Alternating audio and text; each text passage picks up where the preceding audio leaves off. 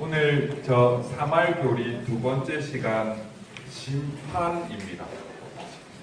이 심판으로 교리를 해야 되는데 사실 저는 이 심판이라는 표현을 그다지 좋아하지를 않습니다. 이유는 간단합니다. 심판하면 따라오는 단어들이 몇 개가 있죠. 심판하면 어떤 단어가 따라오던가요? 네, 죄, 벌, 그죠?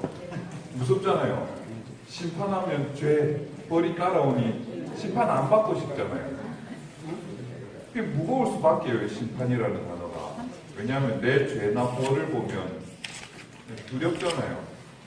그래서 심판받고 나중에 지옥 가면 어쩌노 뭐 이런 생각이 먼저 드니까 죽음도 두려운 거예요.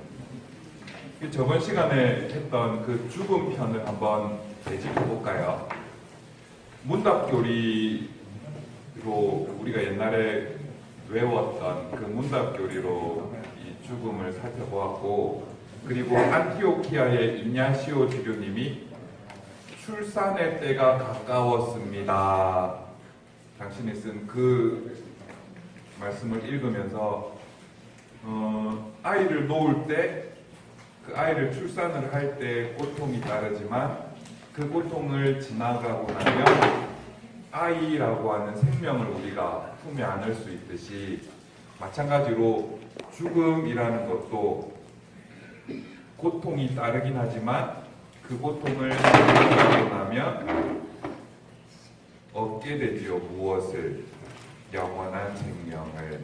그래서 출산의 고통과 또 죽음의, 순교의 고통을 이렇게 연결을 시키는 말씀을 드렸었고요. 그리고 스미르나의 폴리카르포라고 하는 주교님이 화형으로 순교를 당하실 때 얘기를 말씀드리면서 몸이 불에 타는데 그 불에 타는 냄새가 향기가 나더라. 그런 말씀을 드리면서 거룩하게 사니까 하느님께 거룩한 그 삶이 태워지니 하느님께 올리는 분향처럼 이렇게 올라가더라. 우리도 거룩하게 살면 우리의 죽음도 하느님께 올리는 이 한 자락의 분향이 될 수 있지 않을까, 뭐 그런 말씀을 드렸었고요. 그리고 말기암 투병 중이던 수녀님이 자기가 묻힐 자리에 성가를 부르면서 이렇게 풀을 뽑는 그 모습을 통해서 하느님 안에 살면 죽음과 삶의 관계가 없는 것 같더라. 살아도 하느님과 함께 있고 죽어도 하느님과 함께 있으니 이 죽음이라는 관계는 별 의미가 없는 것 같더라. 뭐 그런 말씀을 또 드렸었습니다. 이제 이 죽음에 이어진 심판에 대해서 말씀을 드릴 텐데, 죽음이라고 하는 어쩌면 무서움으로 다가오는 이 교리를 아름답게 이렇게 풀어낸 것처럼 심판도 죄, 벌, 지옥 뭐 이런 게 아니라 좀 더 따뜻하고 아름다운 교리로 이렇게 풀어내고 싶었어요. 그래서 말씀을 드리고 싶은 건데, 먼저 옛날 교리서인 요 요리문답으로 이 심판에 대해서 말씀을 드릴 텐데, 네 개가 나오대요. 문답이. 기억나시면은 한번 대답을 해보셔요.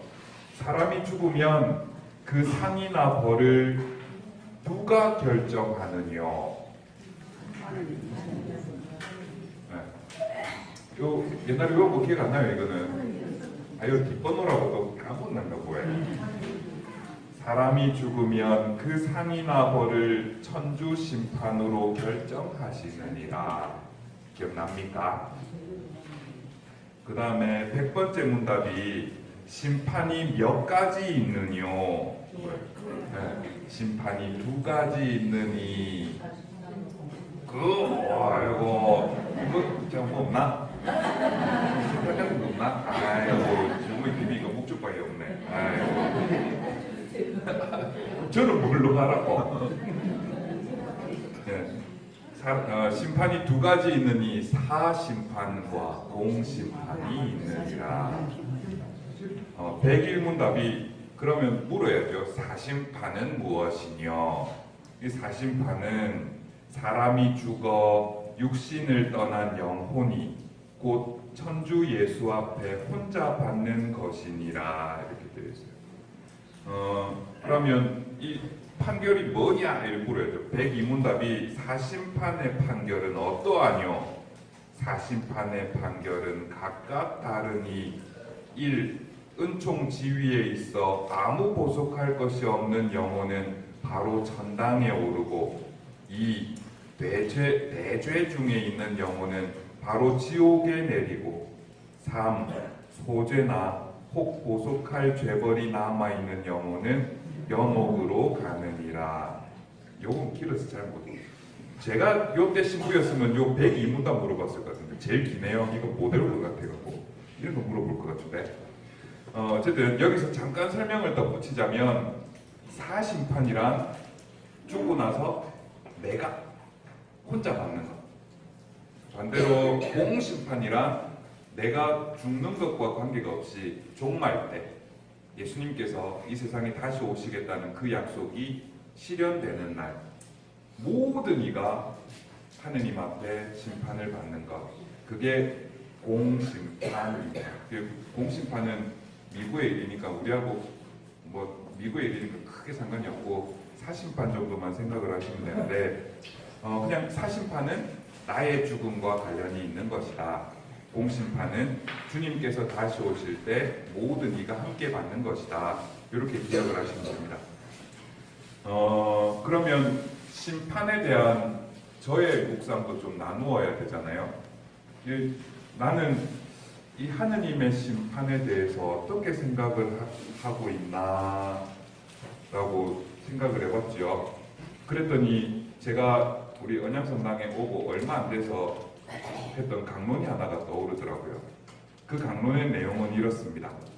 변호사 예수님과 고발자 사탄, 뭐 이런 제목이에요. 사탄이 내 죄를 보고 나를 고발한 거예요. 입맛 나쁜 놈. 그러니까 예수님이 변호사가 돼서 아이 나쁜 아니야 이걸 이제 혼자서 묵상을 하는데요. 제가 세상을 떠나는 그날 하늘에 법정이 쫙 열리고요. 그 중심에는 저 자신이 피고인으로 이렇게 서 있는 거예요. 그리고 제 양옆으로는 두 개의 문이 이렇게 있는데 하나는 크고 웅장한 문이. 근데 이 웅장한 문을 딱 보니까 뭔가 심상치가 않아요. 왜 우리가 지옥 하면 불구덩이라고 생각을 하잖아요. 막 그 불구덩이의 열기가 마치 그 문틈 사이로 아지랭이처럼 이렇게 스물스물 나오고 있는 그런 문인 거예요. 이쪽에 다른 하나의 문은 그냥 소박하고 평범하게 생긴 문이에요. 그리고 그 옆에는 우리 초등부 애들이 제가 베드로를 얘기했더니 베드로를 애들은 맞박이라고 얘기를 하더라고요. 맞박이라고 얘기하는 그 베드로가 이렇게 하고 서 있는 걸 보니 이쪽은 천국 가는 문이고 이쪽은 지옥 가는 문이고 뭐 그런 느낌이 들더라고요. 이제 재판이 시작이 되었어요. 저의 요 오른편에는 그러니까 보시자면 요 왼쪽 편에는 사탄이 고발자 사탄이 책상 위에 파일을 한 더미 이렇게 쏴. 그리고는 비열한 웃음을 싹 짓고 있어요. 요즘 애들이 썩소라고 하거든요. 들어보셨어요? 썩소? 썩은 미소 하면 썩소거든요. 예, 이제 너는 죽었어. 뭐 이런 얼굴로 이제 쓱 웃고 있는 거예요. 반대편에 예수님은 성경 막 이곳저곳 막 뒤지면서 막 안경 이래 감면서 막 저를 변호할 만한 그 무언가들을 성경 안에서 막 찾고 계시는 뭐 그런 느낌이 들대요. 먼저 저를 고발한 그 원고 사탄이 나섭니다. 이 사람은 저를 가리키면서 이 사람은 천국에 들어갈 자격이 없는 사람입니다.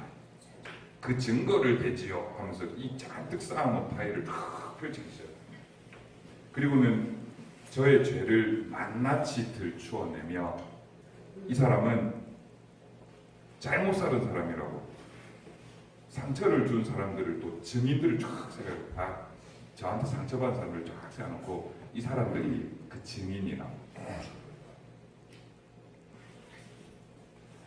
그리고는 그래서 이 사람은 천국에 가면 안 되는 사람이라고. 지옥에 감금되어 마땅하다고 이제 싹 웃으면서 이제 저를 그런 얘기를 하는 거예요. 그래서 예수님이 나서가지고 진땀을 뻘뻘 흘려가면서 그 제 죄를 다 덮어줘야 될 거 아니에요. 진땀을 뻘뻘 흘려가면서 이 피고인 저를 변호하십니다. 어떻게? 이 사람이 그런 죄를 저지를 수밖에 없었던 사정을 설명을 하고 비록 그 죄를 짓기는 지었지만 그 죄에 머물러 있지 않았다고. 그 죄를 씻기 위해서 이런저런 반성의 행동도 했었다. 그래서 그 순간은 이 사람이 죄인인 것처럼 보이지만 그 죄를 타산지석으로 삼아서 자신을 낮추고 더 열심히 살려고 애썼으니 그 순간은 죄인일지 모르나 그 죄로 인해 더 나은 사람이 되었으니 그것을 죄로 볼 것이 아니라 약으로 봐야 된다고. 뭐 이렇게 저를 변호해 주시는 것 같았어요. 나를 지옥으로 끌고 가기 위해서 수많은 증거들을 이미 확보해 놓은 사탄과 나를 지옥에 넘기지 않으려고 수없이 변호를 해야 되는 예수님. 과연 그 최종 판결이 어떻게 날지는 모르겠지만 묵상을 하면서 이런 생각이 들었어요. 내가 어떻게 되든지 그거는 내가 잘못한 거고 내 죄값이니 내가 그 죄값을 달게 받는 것이니 상관이 없는데 예수님이 나 때문에 사탄에게 지는 거잖아요. 예수님이 내 때문에 사탄한테 지는 거잖아요. 예수님을 지게 만들고 싶지가 않은 거예요. 나를 변호하시느라 진땀을 뻘뻘 흘리시는데 그 땀을 좀 안 흘리게 만들고 싶은 거예요. 그러면 아직 그 심판을 받지 않은 지금의 저는 무엇을 해야 하는 것일까? 무엇을 해야 할까? 성경에 이런 말씀이 있대요. 너를 고소한 자와 함께 재판관에게 갈 때 그와 합의를 보도록 힘써라. 이미 잘못을 저지른 거는 지나간 일이니 어쩔 수가 없어요. 그죠? 잘못을 돌이킬 수는 없거든요. 다만 그 잘못을 저지르고 난 뒤에 나의 선택, 나의 행동이 중요하다는 거예요. 그러면 그 죄를 저지르고 난 뒤는 어떻게 하면 되나? 내가 잘못한 이에게 가서 화해를 하는 것. 과거의 잘못에 묶여서 또 다른 잘못을 저지르기보다 그 잘못을 끊어내고 새롭게 시작하는 것. 과거의 잘못을 답습, 반복하기보다 더 나은 삶으로 살기 위해서 발버둥을 치는 것. 이게 바로 검사인 사탄의 고발로부터 예수님이 이길 수 있도록 돕는 그런 방법이지 않을까 하는 생각이 들었어요. 그리고 예수님이 이기면 결국에 누가 좋아요? 내가 좋지요. 그죠? 네. 예수님을 이기게 만들어 드리면 나도 좋은 거죠. 내가 좋자고 예수님을 이기게 해드리는 게 아니라 예수님을 이기게 해드리면 내가 좋아지는 뭐 그런 느낌이에요. 어쩌면 지금의 저는 그 재판 때에 패할 수밖에 없을지도 모릅니다.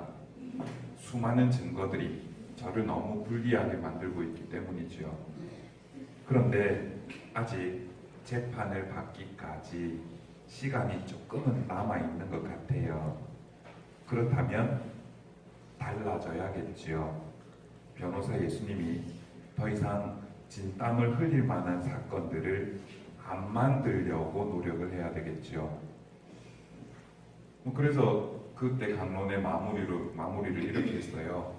내 삶을 반성해야 할 오늘이고 내 삶을 바꾸어 나가야 할 내일입니다. 라고요. 오늘 이 강의를 준비하면서 6개월쯤 전에 쓴 이 강론을 뒤적여서 이렇게 읽어보는데 웃기대요. 뭐가 웃기냐면 법정이라는 단어가 웃기더라고요. 하루에도 수천 명, 뭐 그 이상이 세상을 떠날 텐데 이 수천 명의 재판을 예수님이 언제 다 해요? 그죠? 그게 불가능하잖아요, 상식적으로. 그래서 아이고 너무 많은 사람이 죽을 텐데 재판이 가능할까? 뭐 이런 생각이 들대요. 그러면 우리가 옛날에 배운 요 교리서에는 뭐라고 되어 있나 읽어봤죠. 그래서 이렇게 쓰여져 있었습니다. 요리 문답을 정리하신 신부님이 해설을 이렇게 달아놓았던데요. 하느님께서는 당신의 전능으로 그 영혼으로 하여금 그가 일생 동안 저질러온 모든 행실을 일목요연하게 알게 하시고 그 응보로 어디로 가게 되었다는 결과를 깊이 그의 의식 속에 박아준다. 이렇게 쓰여져 있다. 이해가 되십니까? 저는 가면은 이렇게 재판이 딱 열리고 제가 서갖고 이렇게 있으면은 요 사탄이 고발하고 예수님이 변호하고 이라고 그 결과를 땅땅땅 이라고 이제 너는 천국 너는 지옥 이렇게 상상을 하고 있었는데 이 신부님의 글을 보니까 아니에요. 죽고 나서 하느님 앞에 딱 서면 그 하느님의 전능하심으로 인해서 내가 일생 동안 저질러 온 모든 행실을 일목요연하게 알게 하신대요. 내가 그동안 모르고서 지은 죄 또는 내가 아이고 이거는 전마가 잘못했어. 나는 잘못한 게 아니야. 다 전마 탓이야. 다 남편 탓이고 다 아내 탓이고 다 자식 탓이고 다 부모 탓이고 그렇게 탓으로 돌리면서 내 잘못을 숨겼던 것들 그런 것들을 일목요연하게 내 머리에 다 떠오르게 하시죠. 무섭지요? 이거보다 더 무서운 게 뭔지 아세요? 그걸 알게 한 다음에 그 응보로 그 결과로 어디로 가게 되었다는 결과를 깊이 그의 의식 속에 박아준다. 재판이 필요가 없는 거예요. 내가 하나님 앞에 딱 서잖아요. 그럼 내가 잘못한 것들이 머릿속에 쫙 떠오르면서 그것 때문에 너는 지옥에 가. 이게 머리에 딱 박힙니다. 그러면 지옥에 갔다고 생각을 해보세요. 지옥에 갔는데 그때 내가 한 잘못들이 지옥에서 계속 머릿속에서 맴도는 거예요. 저는 불구덩이는 별로 안 무서워요. 불구덩이보다요 이게 더 무서운 거예요. 내가 그동안 했던 잘못들이 머릿속에서 계속 맴돌면서 내가 이때 이 죄만 안 지었으면 내가 지금 여기 안 있을 건데 그 생각으로 지옥에 있다고 생각해보세요. 와 하루 이틀도 아니고 평생 영원히 우와 무섭잖아요. 그걸 머리에 이렇게 빡 박아준대요. 우와 장난 아니대요.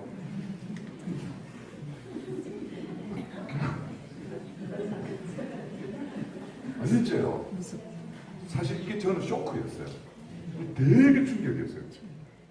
와 회개하고 살아야 되겠다 생각이 절로 들더군요.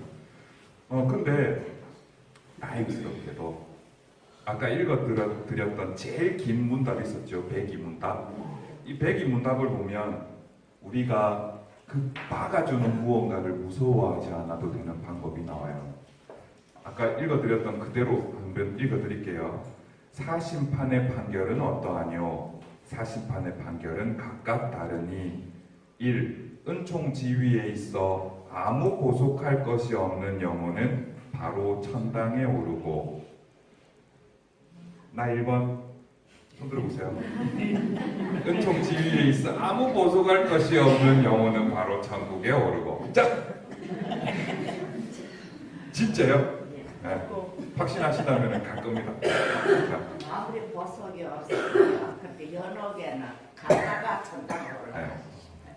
자, 잠깐만요. 2번이 무서워요. 2번 들어보세요.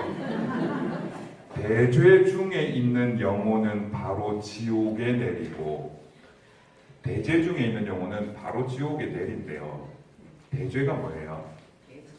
대죄. 아주 무서운 대죄. 아주 무서운 대죄. 사람 뭐 어떻게 했는가요? 사람 막 웃게 만들고 이러면 대죄일까요? 사람은 뭐 시기든가 시기든가. 앉아 또 그냥 앉아. 요 우리 사람 찍힌 사람 아무도 없는데. 그냥 앉아 가 사람 연옥으로 가가 커서 앉아 다 보석하고 천당으로 올라간다 그런 생각하고 있어요. 뭐 틀린 말씀은 아니에요. 이게 대죄의 정의를 우리가 알아야 돼요. 대죄가 뭐냐? 10계명. 근데 우리가 살면서 10계명 어길 일이 그래 만만찮아요. 아닌가? 10계명 잘 어기나? 뭐 어쨌든 그렇고 10계명 그리고 또 예수님이 가르쳐준 두 가지 계명이 있죠. 하느님을 사랑하고 이웃을 사랑하는 것. 사랑하려고 애쓰고 또 뭐가 있을까요? 대죄. 교리서를 보면 내가 알고서 저지른 죄. 이거는 분명히 죄야. 이거는 분명히 상대방을 아프게 할 거야. 이건 분명히 상대방을 힘들게 할 거야. 라고 내가 알고 있으면서 저지른 죄를 대죄래요. 우와 큰일 났어요. 그리고 이번에 우리가 걸리면요. 큰일 나요. 자, 2번.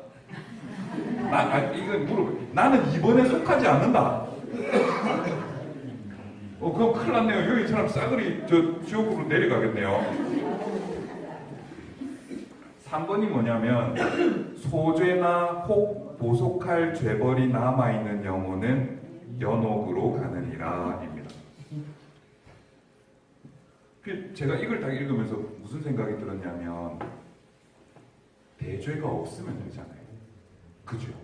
대죄가 없으면 지옥에 안 가요. 연옥에 있다가 천국에 가요. 대죄가 없으면 되잖아요. 그럼 우리가 잘 알고 있는 게 있어요. 대죄를 없애는 법. 뭐예요? 맞아요. 우리는 대죄를 없애는 방법을 다 알고 있어요. 고해성사예요. 고해성사를 보면 이 고해성사의 은총을 통해서 우리의 대죄는 씻겨져요. 대신에 잔벌은 남지요. 뭐 연옥 정도는 가게 되겠지만 지옥에 갈 일은 없다는 거예요. 성사 생활을 잘하면 지옥에는 안 간다는 거예요. 또 이래 얘기하면 고해서 맨날 줄 서고 고해서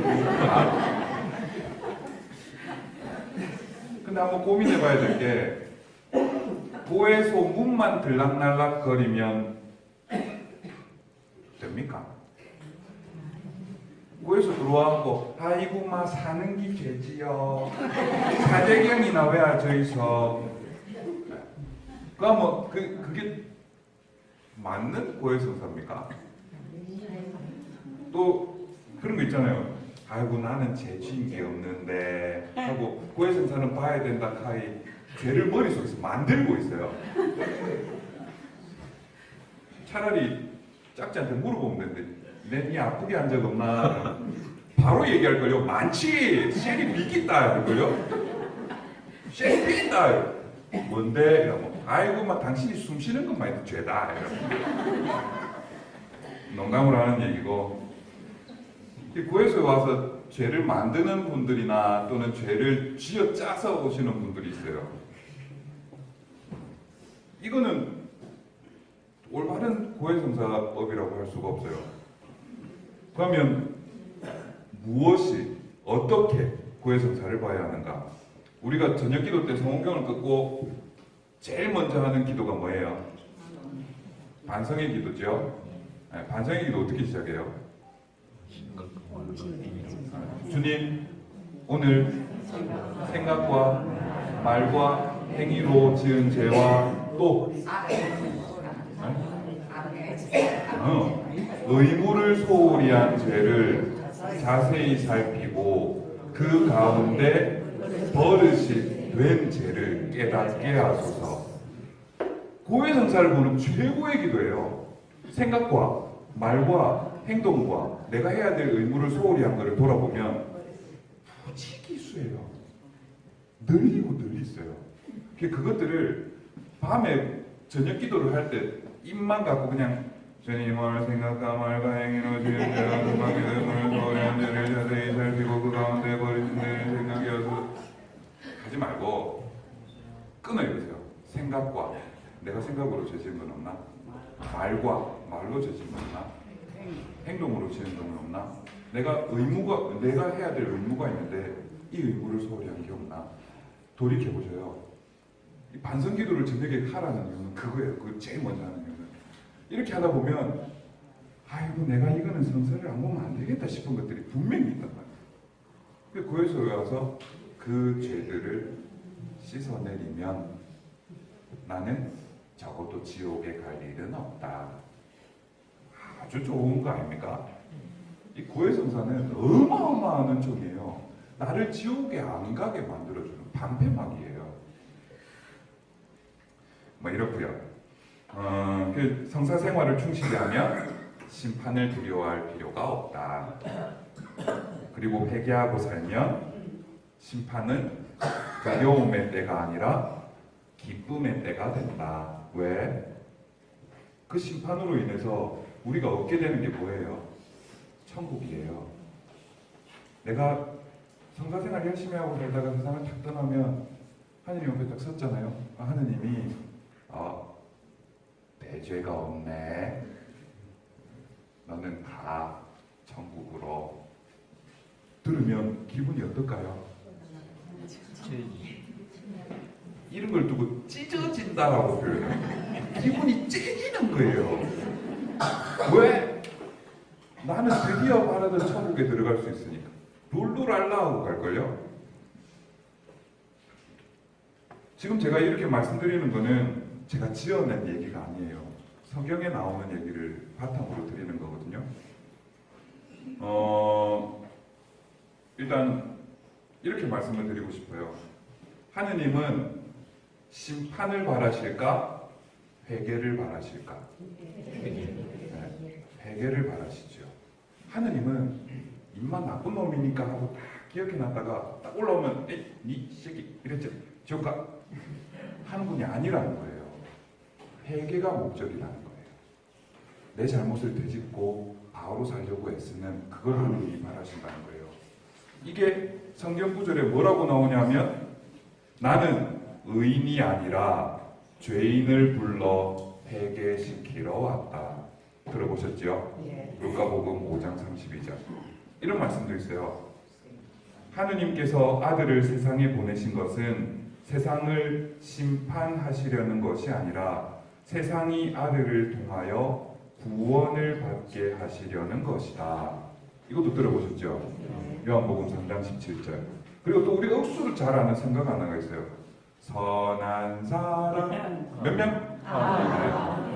회개하는 죄인 몇 명? 하나를 하늘나라에서는 어쩐다고요? 더 기뻐한다고요. 하느님이 바라시는 것은 회개라고요. 이제 대충 정리가 되어 가죠. 얼추 마지막 얘기를 이제 드리고 싶습니다. 살면서 우리는 굉장히 당연한 원칙 하나를 알고 있어요. 뭐냐면 죄를 저지르면 그 죄를 감추기 위해서 끊임없이 거짓말을 하고 잘한 일이 있으면 그것을 감추어요. 자랑을 해요. 드러내려 해요. 우리가 나쁜 짓을 하면 아들 키아 보면 뻔하지요.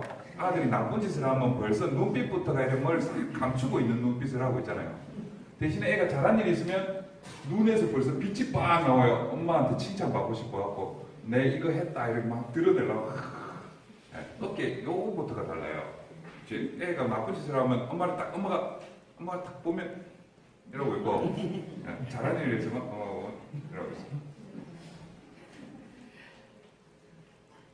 요게 그 요한복음을 보면 뭐라고 성경에 나오냐면 악을 저지르는 자는 누구나 빛을 미워하고 빛으로 나아가지 않는다. 자기가 한 일이 드러나지 않게 하려는 것이다. 그러나 진리를 실천하는 이는 빛으로 나아간다. 뭐 이런 말씀이에요.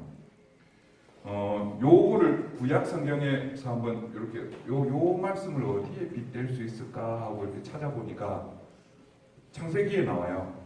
아담과 하와. 아담과 하와가 저번 시간에도 말씀을 드렸다시피 선악과를 따먹었지요. 선악과를 따먹고 나서 어떻게 하셨어요? 어떻게 했어요?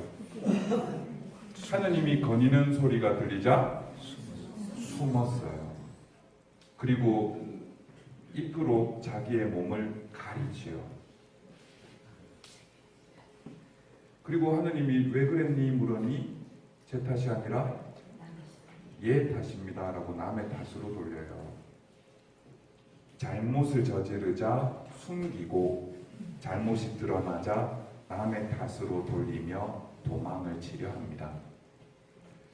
이러한 잘못은 아담과 하와의 자식들에게도 올곧이 드러나요. 카인이 자기 동생 아벨을 쳐 죽이고 나서 하느님이 카인에게 네 동생 아벨은 어디에 있냐 라고 묻지요. 그러니까 카인이 제가 동생을 지키는 사람입니까? 저는 모릅니다 하고 잡아댑니다. 자기가 한 일을 감추고 덮으려 듭니다. 죄는 어두움에서 나오고 어둠 속으로 숨어들려는 그런 성질이 있습니다. 내가 하는 행동도 그렇고 아이를 키워봐도 그렇습니다. 그렇다면 왜 죄를 지으면 숨기려고 하는 것일까? 죄를 지으면 숨기려고 하는 이유, 왜 숨기려고 해요? 애들이 나쁜 짓을 하고 나면 왜 자꾸 숨기려 하고 엄마한테 거짓말을 해요? 버리는. 야단 맞을까봐, 혼날까봐, 벌 받을까봐. 그게 무서워서 그렇죠. 그렇기 때문에 일단 감추고 숨기려고 들어요. 그런데 이렇게 감추고 숨긴다고 모르십니까? 알을 키워봐도 감이 빡 오지요. 이만만 나쁜 짓 저질렀다고. 인간이 나도 아는 거를 하느님인데 모를까요? 하느님이 모르실까요?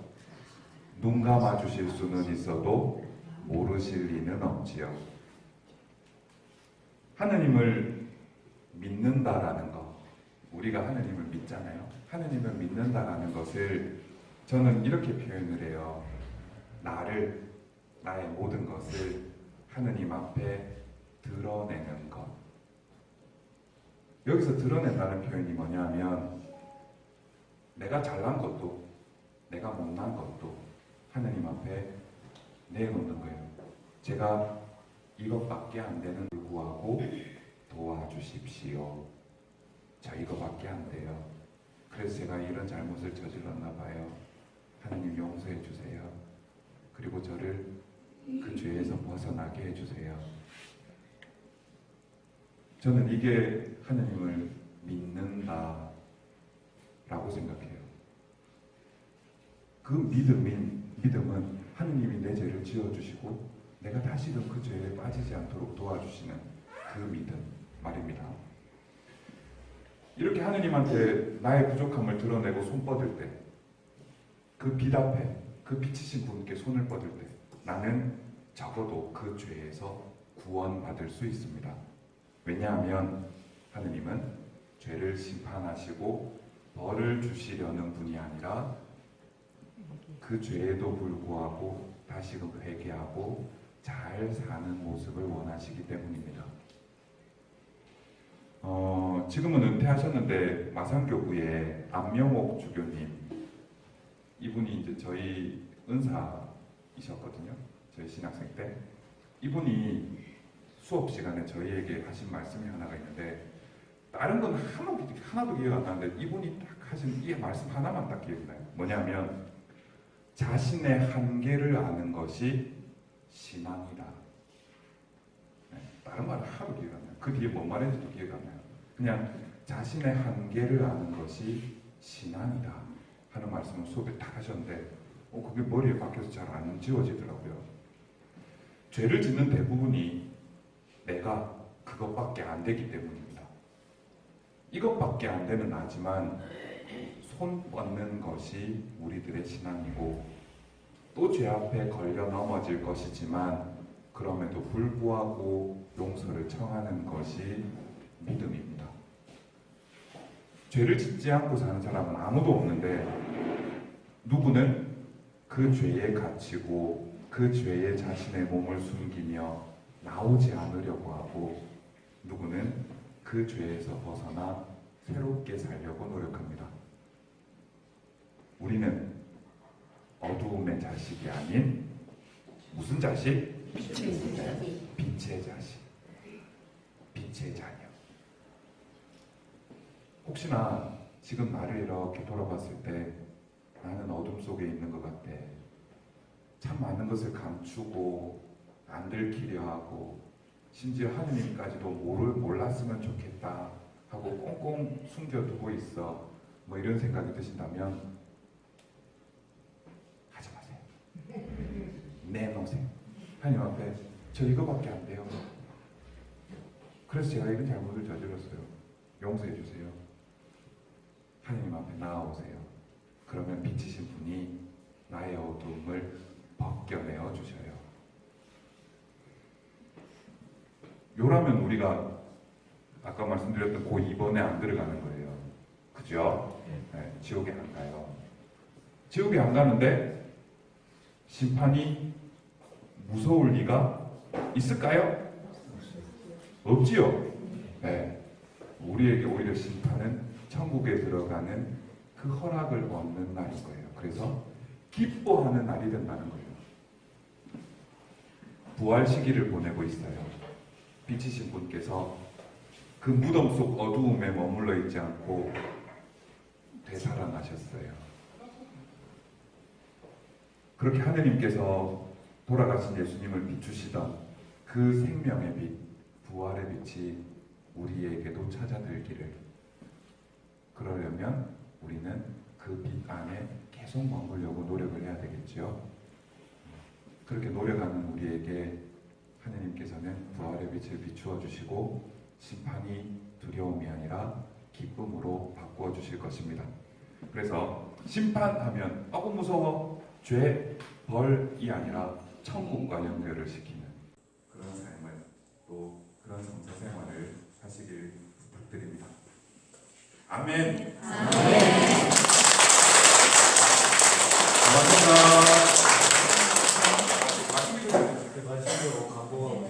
마침 기도하고 간곡 드릴게요.